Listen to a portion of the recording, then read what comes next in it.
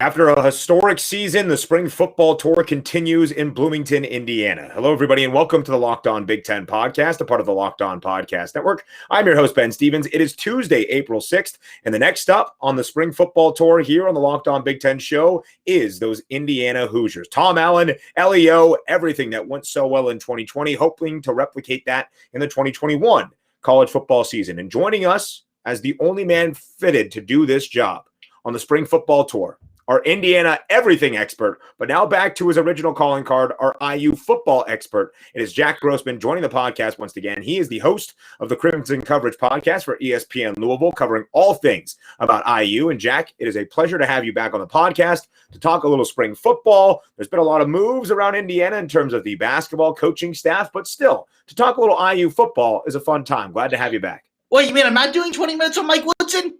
Well, all right, see you guys.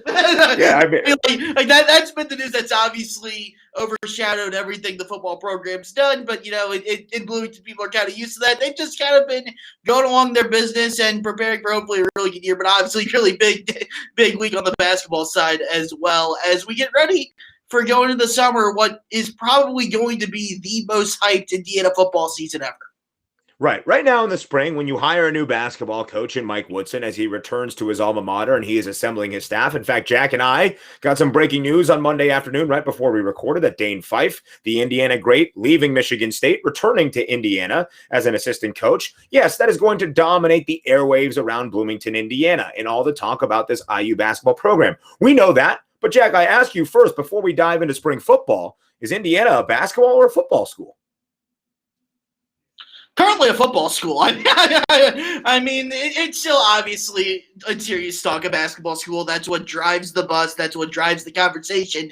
This week being a perfect example of it. But really, I mean, in terms of just production on the field or on the court the past few years, it's absolutely been a football school. I mean, IU's had their two best seasons in over a quarter century, and IU basketball has completed a 5-year stretch of not being above 500 in the Big Ten. The last time that happened was the 1910s. To over 100 years since that's happened. So historic stretch for the football program, historic lows for the basketball program. I'll tell you what, just, from my experience on campus, I haven't been out that long. It's almost been a year since I graduated. I know me and my friends, we talk a lot more about IU football than we do IU basketball. And I know people that are younger than me who are on campus right now, the vibe on campus is the student population is more interested in the football program than the basketball program. And that's something that you never would have thought anyone would ever say about IU athletics or IU basketball, especially with how bad IU football traditionally has been. And all that credit is because of, yes, the basketball program sucking has been a huge part of it also, but what Tom Allen has been able to do in building the Indiana program and actually creating enthusiasm and excitement with the IU football program. Jack, your graduating class at Indiana never saw an appearance in the NCAA tournament for the men's basketball program. The graduating class after you that will wrap up and throw the caps and gowns in the air this year never saw an Indiana basketball team in the NCAA men's basketball tournament, but you and the graduating class have seen 2 straight bowl appearances out of those Indiana Hoosiers. We don't need to focus on the result against Ole Miss in this last year's bowl for Indiana. We can focus on the future for 2021. So as we dive into spring practice and spring workouts in Bloomington, the first question I have to ask is, because we are the founding members of the Michael Penix Jr. for Heisman fan club. He obviously suffered an ACL injury in the 2020 college football season against Maryland. He wasn't going to get a lot of action this spring, but what is the latest update on his health as he hopes to return for the 2021 Big Ten football season?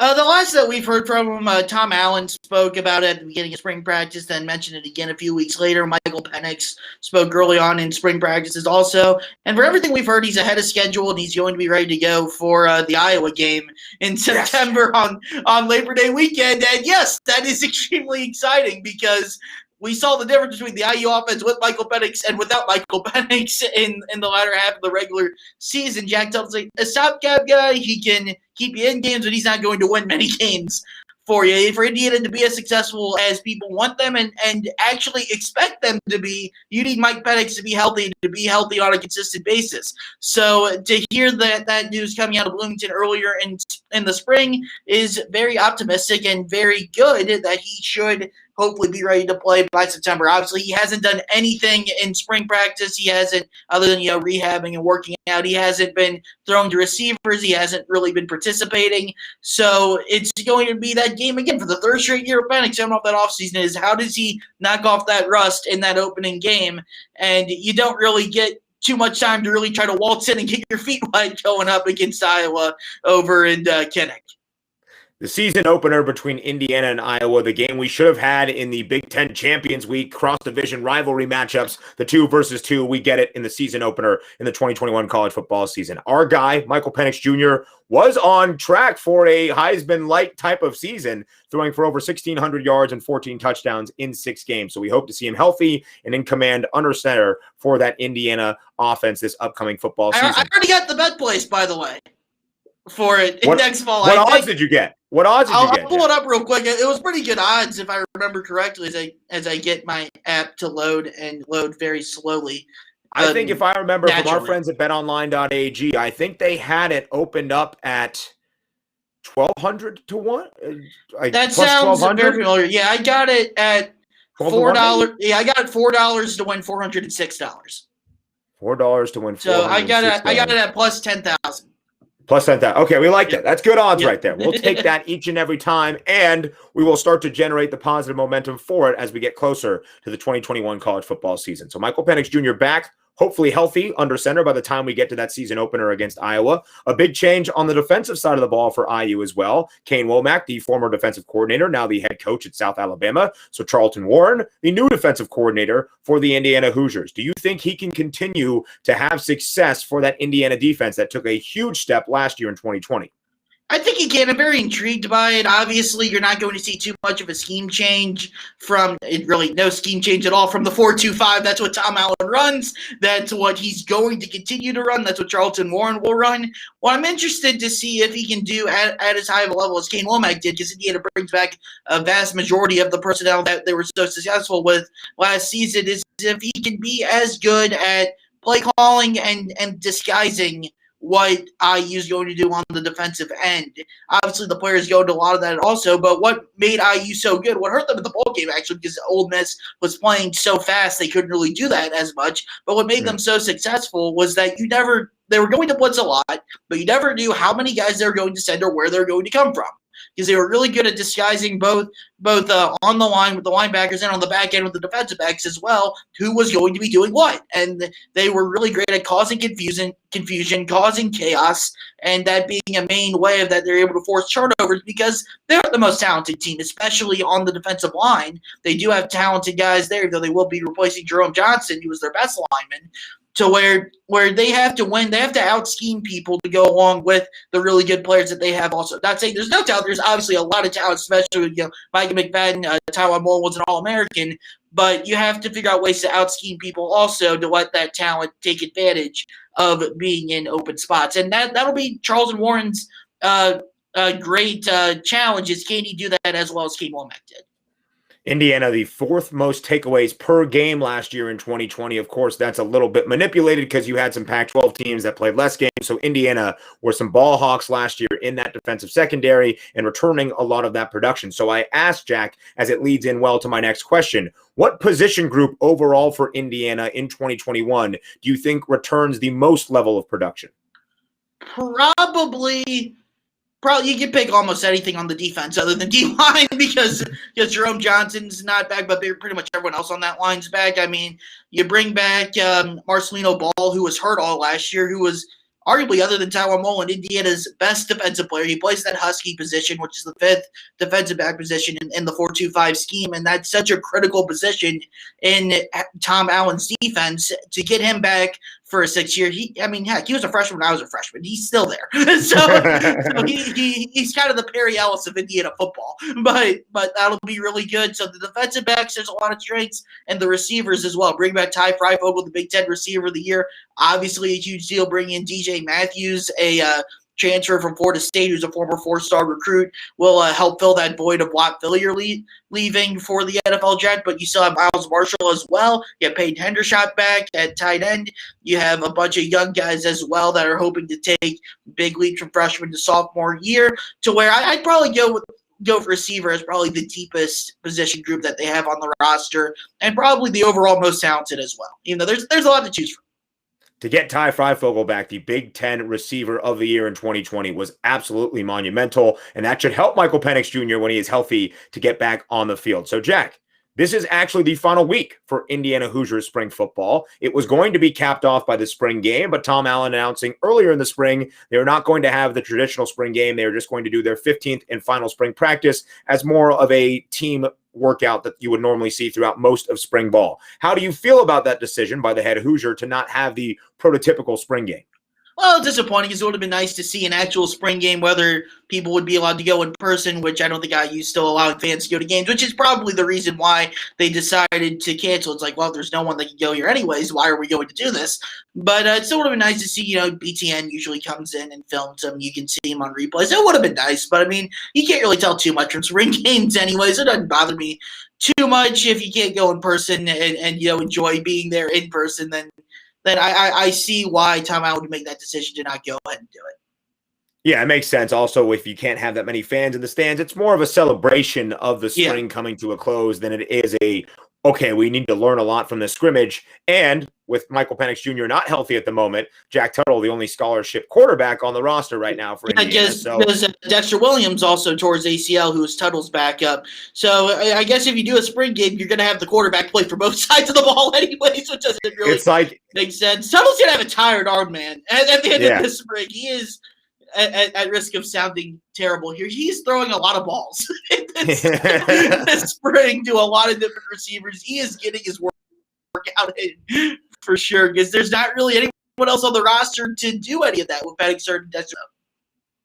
Jack, it's like when you're playing a pickup game with your friends and you have the one all-time quarterback because you have the odd number of players. It's like you got 7 people out there on the field and you need the one all-time quarterback. That's what Jack Tuttle might have been for the spring game. So I guess it makes sense that Tom Allen just focusing that more on a traditional spring practice as opposed to the spring game. And we will see them on the field hopefully very, very soon. So, Jack, I think the million-dollar question with Indiana football is this. Can they sustain success another year and continue to improve on the past track record Tom Allen and company have laid out the past 2 seasons?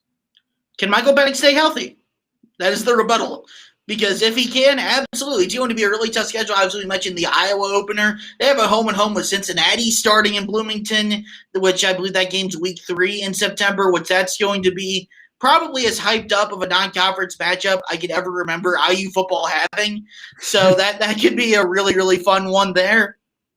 Then obviously you have the Big Ten East of Ohio State, Michigan, Penn State, all those teams. And how many of those games can you win? You go to Ann Arbor and you go to Happy Valley. Can you find a way to win one of those games? Did you find a way to somehow upset Ohio State and Bloomington? I don't know, but if Indiana could go 8-4, 9-3, 10-2. I think people would be really, really happy. And honestly, when you mentioned it at the start with the bowl games and juggling those bowl games, I think a lot of Indiana fans would rather go 6-6, 7-5 and win a bowl game than they would 10-2 and lose the Rose Bowl, which is a very weird take to have. What, Jack? Yeah. I mean, obviously, if it's the Rose Bowl's different. But okay. I just want to make sure you got that laid out. Like another Outback Bowl, I understand, but the Rose Bowl. Yeah, no, the Rose Bowl people would go absolutely berserk over, as they should. But Indiana hasn't won a bowl game since 1991, and that's something other than beating Ohio State, which is something as good as Indiana's been and as close as they were last year. You feel like you still need something major to beat Ohio State. I think most Indiana fans are realistic enough to understand that.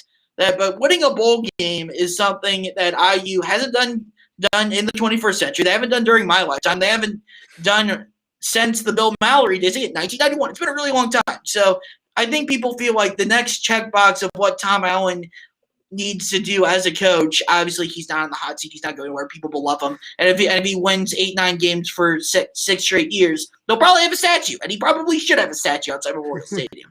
But people really, really want to win a bowl game, especially the way the last 2 years have gone, where you had Tennessee beaten and blew the game. You were playing an Ole Miss team that you were way better than it, and you play your worst game of the year.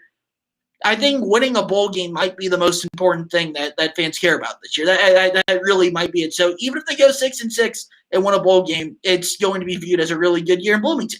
But I think they will be better than that, obviously, especially if Mike Penix is healthy. because of all the talent on the roster, to where I think 8 games is probably their baseline. And if they could get up to 9 or 10, that would be phenomenal. Also, if everything clicks and you get 12 games out of them, maybe you can make an argument they could go 11-1, but I'm probably not going to go that far on the limb yet. Maybe by August, when we've been in the summer for a while, well, you can talk me into that you get, everyone talks about the August bump, but when you get close to the season where you give your team an extra win. But right now, I'd probably say 9-3, 10-2 is where I'd put them. Yeah, Jack, when we do the schedule breakdowns for 2021 and you come back to break down the Indiana Hoosiers schedule for this upcoming college football season sometime in the middle of July, I hope we get to 11-1 between you and I. I hope we find some way for Indiana to win 11 games in the 2021 college football season. And like you mentioned, Tom Allen not going anywhere. A contract extension this offseason. He's now going to be paid a base salary of $4.9 million, a new historic level for a football coach at the university or at Indiana University. University of Indiana. And you brought it up earlier with the football school versus the basketball school stuff. Indiana's paying their football coach. Let this one sink in. Almost $2 million more per year than they're paying the men's basketball coach. Mm-hmm.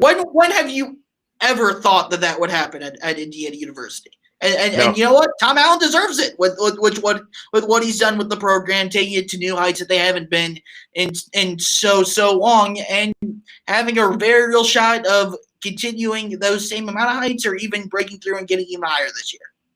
I completely agree. And you were the one to tell me that when Tom Allen took the job, he had a checklist of things that he wanted to hit. I know winning a bowl game is at the top of that checklist. So hopefully in the year 2021, that can be the next step, because despite how historic the 2020 season was for Indiana, to have a sour taste in your mouth, to perform as poorly as they did against Ole Miss, never going to leave the fan base in the most optimistic spot. But I think overall, hope remains in Bloomington. Even with the bowl game, man, people are about as happy with that football program as they've ever been. I we just went through the spiel about how much everyone wants to win a bowl game, but they're just about like, we're gonna play it enough of these where we gotta win one eventually, right? But yeah, it is as much excitement as there's ever been for football in Bloomington for sure. That next domino will fall, and it will be 9-win Indiana into 11-win Indiana, and that will be the trend that we take as we get ready for the 2021 college football season. Getting you ready with the outlook from the spring, Jack Grossman, our Indiana football expert, the host of the Crimson Coverage podcast for ESPN Louisville, covering Indiana better than anybody out there, especially Jeff Goodman. Thank you very much, Jack Grossman. I appreciate your time. Thanks, man. Anytime, man.